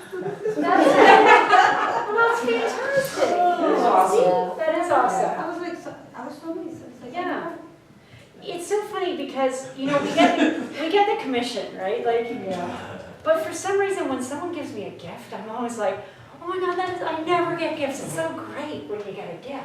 Because that means you've gone I was above and thinking, beyond. what am I going to do for them after, right? Yeah. And I'm breaking my head, and then they said, okay, thank you so much, Laura, for coming. They were so happy. Yeah, so And forget they just that. handled it, and Ebola and gave it to me. And they said, oh, okay, thank you. I thought it was just a card. And then I opened it, and I was like, it was the dinner there. You know what other people have done? I mean, this is sort of off topic because this is just more like marketing stuff, but some people have done that where it's either a cheese or plant delivery once a month. Have you ever heard of that? Wow, really? So, Subscription I'm box gonna type. get that. yeah, so cheese of the month or flowers. I think the flower idea is really nice. Like you get fresh flowers once a month delivered to your house. Yeah. But again, all these things can get expensive. So, Now I thought something. do that Yes. for? Something which is effective, I think, because everyone in Canada consumes this Tim Horton product, right? yes. Tim Horton, yeah, 50 rupees. This Tim Horton product. $50. Yeah, Because see? I'm new to this place, but I know. Yeah, but you know Tim I Hortons. too take Tim Hortons, so everyone takes it. Yes. If they don't take it, at least their kids, they drink ice cap, something. Unless they're kids. If they don't take it, they're not Canadian. Not Canadian. Yeah. Tim Hortons is beneath them now. And, I'm not sure if you know, Tim Hortons is everywhere. Like the smallest town in Canada, there's a Tim Hortons. Because there's And an some LCBO. card, Tim Hortons, there's some card where you can top up $10 to ice. Yeah, some yeah. limits. A lot of people give, the Starbucks or Tim Hortons. Tim Hortons is actually a fairly popular one, so that is a good refresher. I'm just gonna quickly look to see if there's something I'm forgetting. Is everyone okay so far? Yeah. Okay. Think for a second. I'm just gonna check to make sure I'm not forgetting something.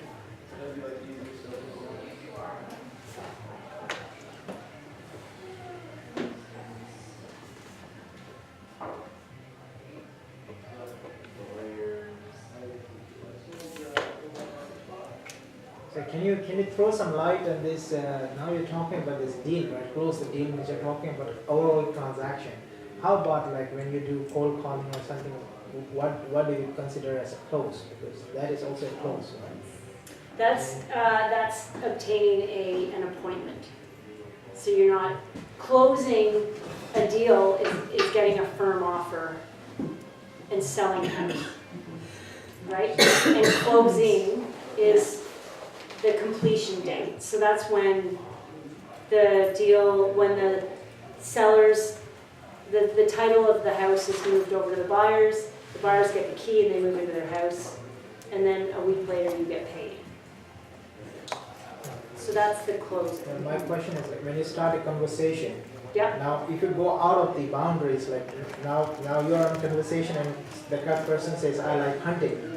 And the salesperson starts talking about I too like hunting, so it goes.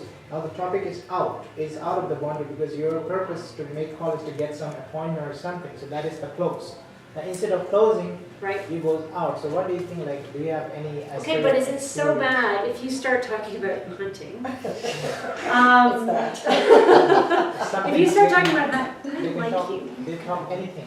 So, okay, so if you make a phone call and you're calling to get an appointment, and suddenly you find something in common, like hunting, and you start talking about hunting. Is that so bad? Because now you're building a rapport, you're common ground, you've got something, and then you'd be like, hey, how about I come by and whatever, or... Show you my gun. Is that a gun in your pocket? My question is, when you try to have a conversation, Yeah. why the salesperson is saying, like, the person says something about hunting and the salesperson says, I do like hunting, Yeah. because he wants to build the rapport. Yeah. But in reality, He that is doesn't like not hunting. rapport, because that's a waste of your time, because No, your it's not. purpose is to close. No, the purpose is to build Relationship. relationship. It's relationship building. It's all about relationship building. So, for example, I just went for a selling consultation. I'm going to give you a Good one. I just want a good example, because I've given you all my horror stories. I'm going to tell you something I actually did. No, so I went to meet a client the other day. It's a divorce and a separation or whatever, and they need to sell the house. She's asking me my opinion. So I walk in, her dad's there, I start chatting, and I said, have you thought about renting? She goes, no, I hadn't thought about renting. And I go, well, this is a great house. You only bought it a year and a half ago. I think you should rent. So how does that help me? It doesn't. It doesn't at all. It shows you're I tuned like, into her needs. You're giving her the best advice that Yeah, you can, exactly. and she'll come back later.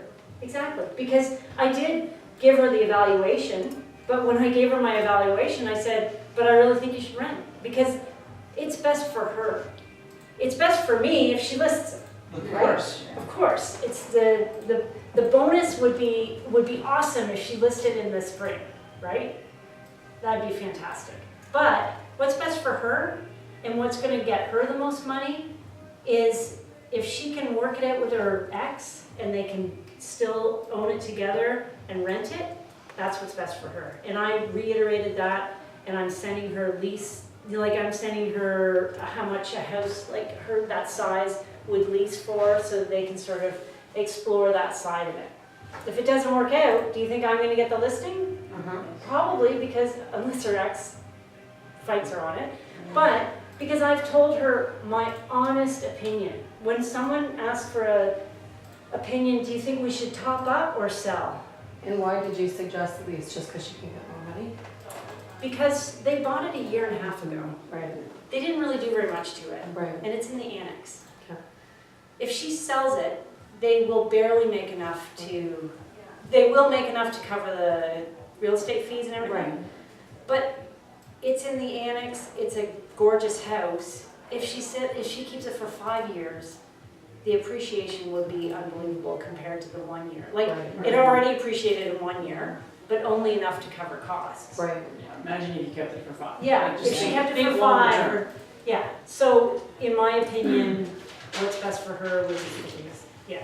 And the same with, But are they in that financial position that they could do that? Well, Because that's they're gonna the have thing. to get another Yeah. place for each one, yeah, right? yeah. So Or that's is it possible that they'll get back together? I don't know. I don't Pretty know. long now. Oh.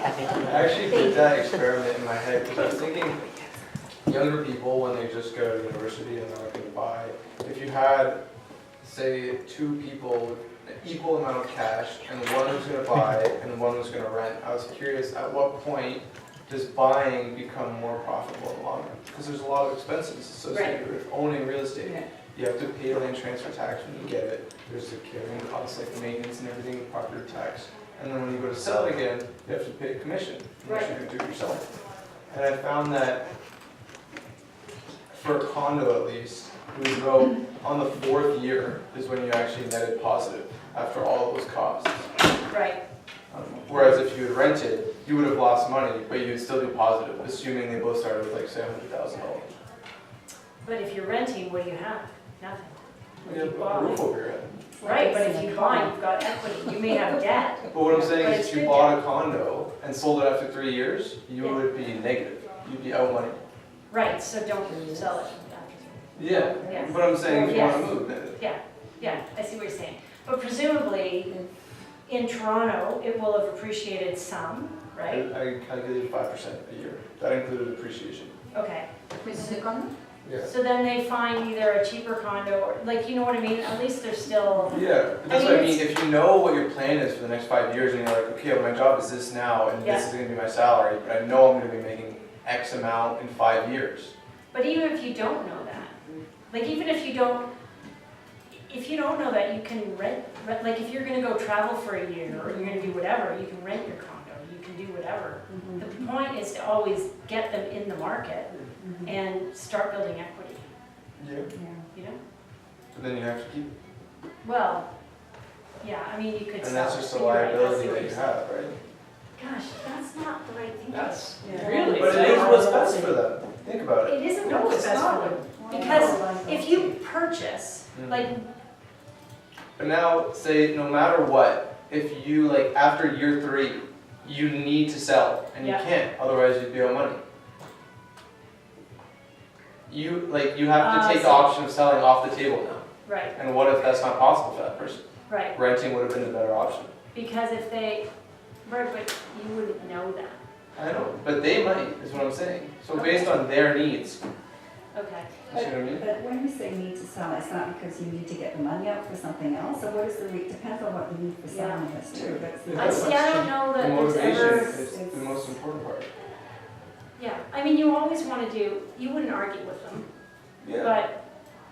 but you It's a want good to thing to point out outline. the, Like, yeah, if your the pros and idea cons, was yes. to buy and then in 3 years sell, that might not be a good idea for you. right, Like, maybe buy it and then rent it out after 3 years if you want to find a new place. Yeah. That's possible for you. yeah, Right? You can Yeah. finance it. yeah, But I was just curious when that came up. yeah, no, that's good. Because you want to ask them and find out what's, What they're trying their to do, deal? like, what's your Yeah, yeah. objective, what's your Yeah. motivation, Yeah. right?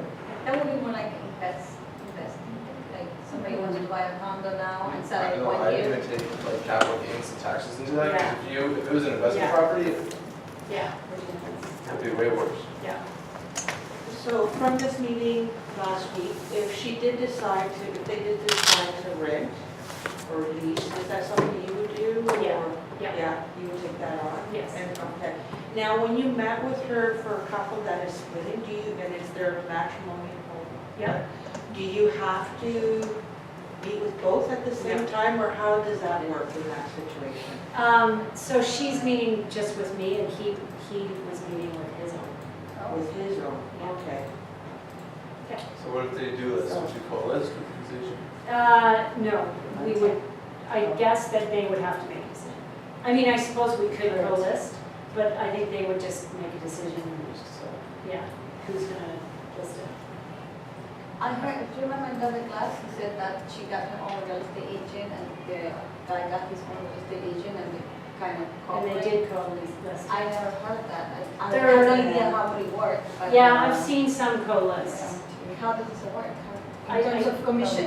Yeah, I think you just split everything. Yeah. Split it? Yeah, yeah, 2.5 in between two agents? Yeah. Is that what it is? yeah. I would think so. Provided you get the 5%. So I just have a question going back to closing the deal. Yes, oh, To the right. last, Oh, the right. day of actual closing. Yes. So what do you usually do in terms of your job? Do you call the lawyers to find out how things are going? When do they think they get the keys? Do you talk to your clients and do you go as she does and go to the lawyers? What are the things that you do on the day of closing? That's my personal question. So, I do not go to lawyers, and I do not go to the house on closing. No. Sometimes I phone, but The quite honestly, lawyers or no, the my clients. Yes. But I personally am always thinking, they're gonna be so busy Okay. freaking out about moving that, like, if I know they're moving on closing day, then I won't call them. Right. If I know they're not moving on closing day, then I'll usually call them. We have an awesome lawyer right now who has been sending out, who sends out on closing saying, just to let you know that such and such deal has all closed and everything's good. Who's the lawyer? Linda Gardner, honestly, Linda Gardner. when she started doing that, I was like, wow, that is so great.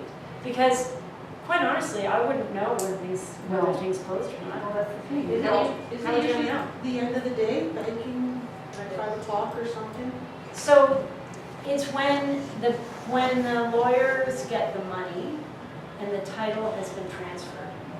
So that could be, if there's no, if they're not relying on other deals, then it could be in the morning.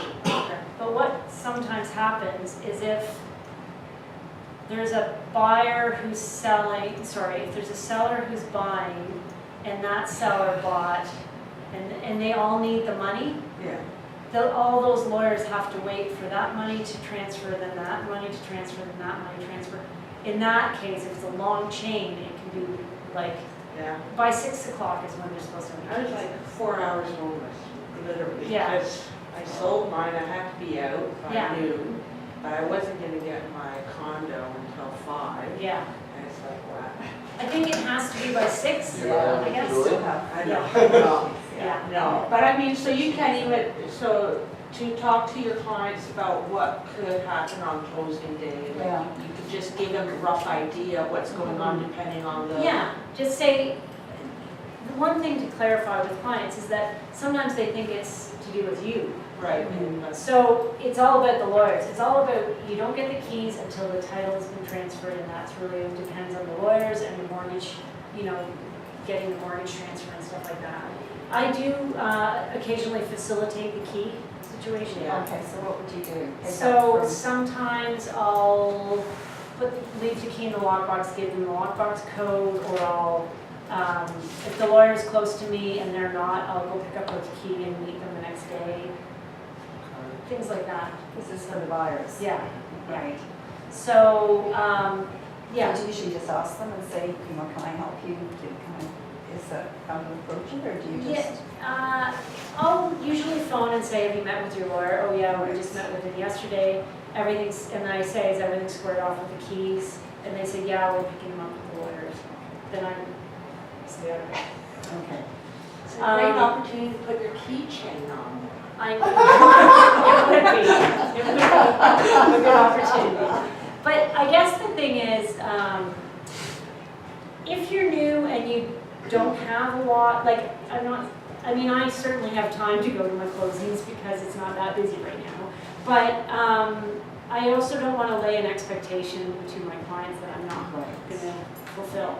So if you say you're going to be there, you need to be there. If you say you're going to do something, you need to do it, because that makes you referable. And if you say you're going to do something, you don't show up, or you are late or whatever, especially if it's something to do with the keys, then yeah.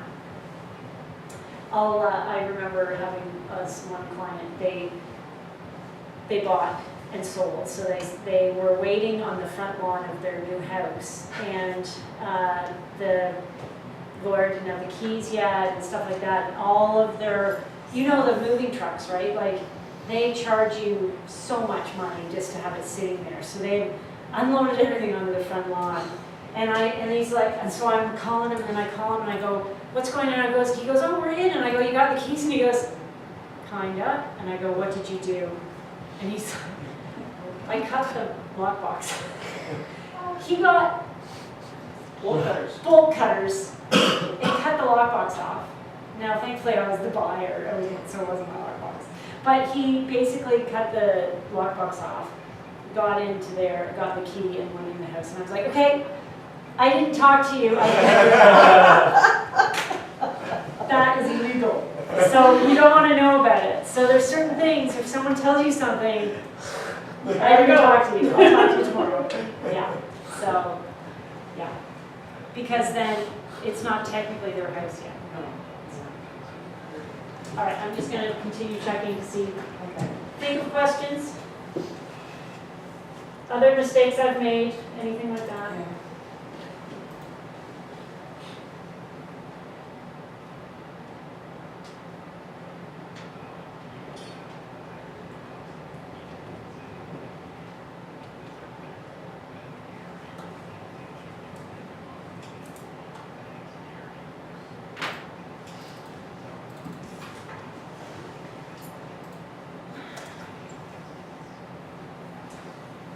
Okay, so,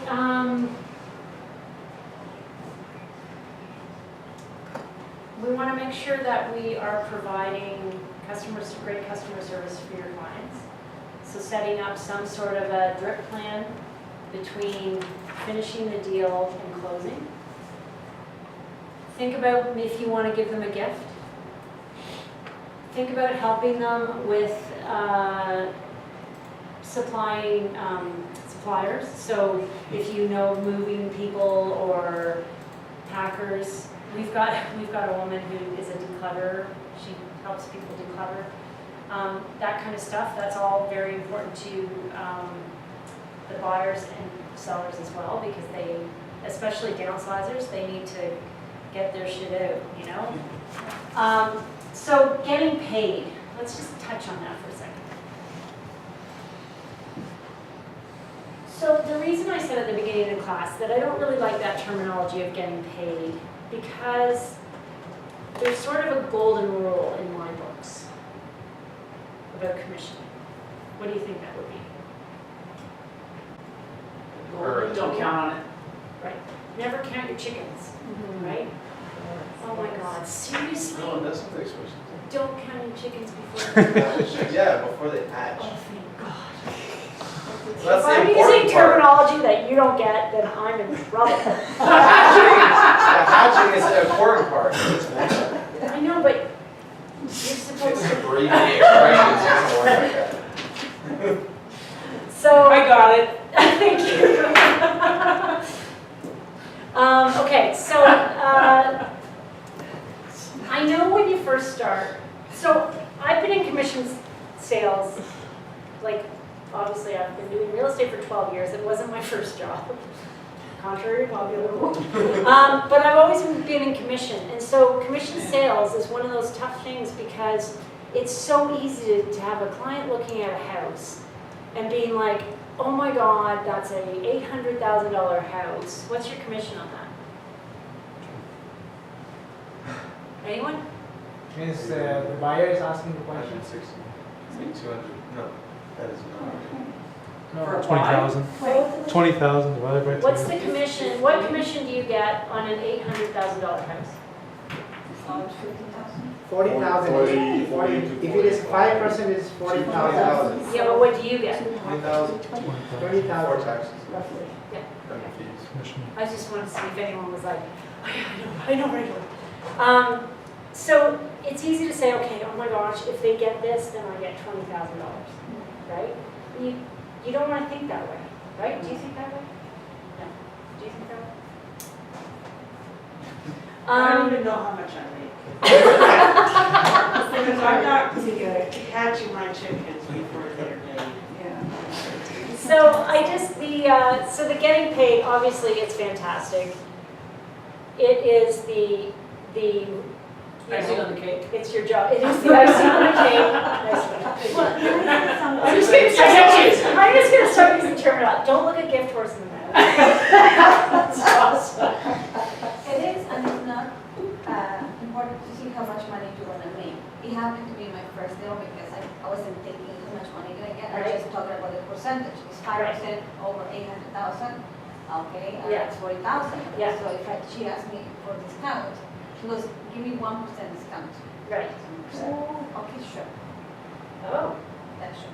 yeah. But you don't think about how much money you're gonna get. Yeah. Then after, when you do the When you do the calculation, you're like, you wow. say, Wow, oh, that's shit, $10,000. I think I give her $10,000. That was her closing gift. Yeah, don't take her for Do dinner. not discount your Yeah. commission. But that only happens when you start doing the calculation. I'm not getting 5%. I'm Yeah. getting 2%, and if you did give some discount, then you're Yeah. not getting not even 2.5, you're getting Right. less. And then minus commissions, minus fees, Yeah. minus Yeah. this, minus that, staging and Yeah, inspection, whatever you pay for. yeah. Ah, okay. How much does staging Some- cost? We, Depends. yeah, Staging. it depends. Yeah. But I would say, okay, so a condo might be 2,000.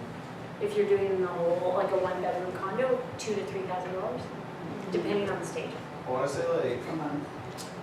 A month? 4,000, give or take, about $1,000, depending on the size. For a house, yeah. You say, I guess my point is, yes, you're obviously doing it for money because that's for a job. it's your job and you need to pay your rent and your mortgage and all that. But I guess my point is don't make it the focus. Like don't be calculating and oh shoot, I can't believe they're not going ahead with this, I just lost whatever. You need to be thinking at all times what is best for your client. It's all about the client and customer service because that's what we're here for, is to be the best that we can be for our clients. I hear this term, and it's like, don't do the millionaire math. It's the same thing with like people who buy lottery tickets. They're like, Yeah. oh my god, if I bet this Yeah, many yeah. lottery tickets, I make this much. Like, Although, don't make that your focus because then that your decisions will be impacted by the way you think about it. yeah, Because totally. you'll do anything at that That's, point. you're absolutely right. Closing. And I guess that's why I never, so I have an accountability partner and she's an agent in the country. And she would always be like, oh yeah, because if I get this, and she goes, I'll make whatever. And stop talking.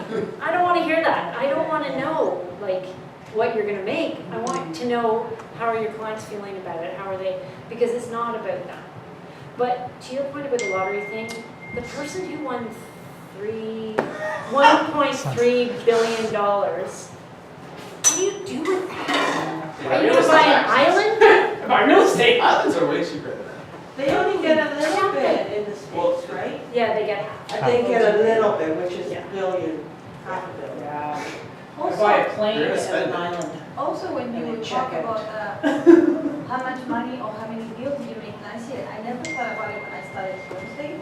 Somebody asked me how much money you want to make, I don't know. And Okay. you have to know, Yeah. Yes, And you so have to that have is a the very money. good point. yeah. Very good point. Yeah. There is, you do want to set goals for yourself. So whether it be number of deals or financial, you do need to set a target. But I'm saying on the individual deal, when you're working with your client towards closing the deal, after it's closed, then you can be, you can celebrate, yes, you made that money and blah, blah, blah. But I And think don't I think the, it's a good way to set a lofty financial goal, because then if this one closes or not closes, it doesn't matter, you still need more. Yeah, So you need exactly. to provide the service in order to get the next Yeah. referral and keep the wheel spinning. totally. I think The that's a good funnel, point. it's all It's a the funnel, right? Uh, Like From the beginning of the class, we talked about the funnel. Oh, you, Jennifer, yes, the funnel is like this, right? yeah, I got something else. If you turn it backside, the one you talk commission, yeah, it is like tip of iceberg, like just the top. But the real one Yeah. is the one you're saying referrals, everything that, good one. Yeah, yeah, something like that. yeah, that's a I wanna very good say, point. That was a good you need to analogy. find the balance, right? Yeah, You're helping them, but you also want to meet your like GCI goals. Yeah. So the focus is then, how can I earn my commission, exactly. right? Yeah, And if exactly. that's your focus, you're going to do things that are in line with helping them, as well as in line with your goals. Because it's not just about this client and this deal. Yeah, no. You need to do whatever you can for this person so that they'll refer you to the next person. So And that's a asking for lifetime referral. value. Yes. So, It really beats that into your resolution. yeah. Yes. Tyler talks the exact same way. Oh, yeah. Exact same. Does anyone have any questions? We have 15 minutes. One general question. Like, Yes. now we are new agents, so we're a little bit confused with all the things like process and when it comes to like buying and selling. So now you started almost like 10, 12 years, but you joined a team. Yeah. So my question is like, why did you join a team and what's the benefit of being in a team, or do you think if someone works like alone, like they can also do that. What do you think? Well, okay, I'll tell you it's a good question. So I joined a team, I won't tell you the reason I joined the team yet, I'll tell you after, How long ago? but 12 years. Well, you just right out of the gate, you started with the team. Correct. Gotcha. So, with a team, you've got more people to bounce things off of. You've got coverage if you're on holiday or things like that, because I know that's a huge concern. You get more, like as a new agent, you're automatically given the open houses and given some leads. So if I have a listing today, and then our team will then have the open house, and any calls we get from that listing, they go to the team. So as opposed to, like, you have more opportunities for leads as a team because you do more volume, right? The reason I joined the team, several reasons. One is I was a commissioned salesperson for Roots Canada. You might not know what Roots is, but it's a clothing company. Roots, I know. So Michael Budman, I don't know if anyone knows, used to be the president of Roots. He was like, here's a phone book. You need to 200 a day. You need to call and get business. So I was phoning high school because I did corporate sales, so I was selling t-shirts and sweatshirts and buying books and stuff like that. So I was calling schools and stuff like that until Roots got the Olympics, and then I got the Cheerios account, which was amazing. And then we lost the Olympics, so I quit Roots. But Julie, I actually said, I knew Julie before from camp. We went to summer camp together, and I said, if I get my real estate license, can I be on your team? She said yes. So I just went on the team because, quite honestly, I mean, back then it was different. I did not want to have to open a phone book and do cold calling. And for years I didn't because we had enough leads. But I'm going to tell you that it's shifted. So now I do have to, I don't do cold calling per se, but we have to do a lot of calling. We call our database all the time, and we're calling around our listings, which is kind of cold calling, but at least you have a reason. So when I first joined, it was so I didn't have to make phone calls. And now I Funny do. how that comes full But I'm circle. still here, so yeah. Do you know off the top of your head what percentage of the team's units were repeat versus like referral and new business? So referral, that's a very good question. I think our rate of referral last year was 54%. So 54 of the units sold were by referral from past Yeah, yeah. But if you clump in repeat and referral, then it's much higher. But if you're only referral, 54. I think it was 54. So it's like repeat and referral maybe 75 or even more, and then the rest is just like, No, maybe not that high. okay. Yeah. And then the rest is just new business. Yeah. And when I first joined my team, my first full year, I think I did 17 deals. Because I was given, like, Julie had way too many leads to deal with. So, yeah. Do you know how big your collective database is?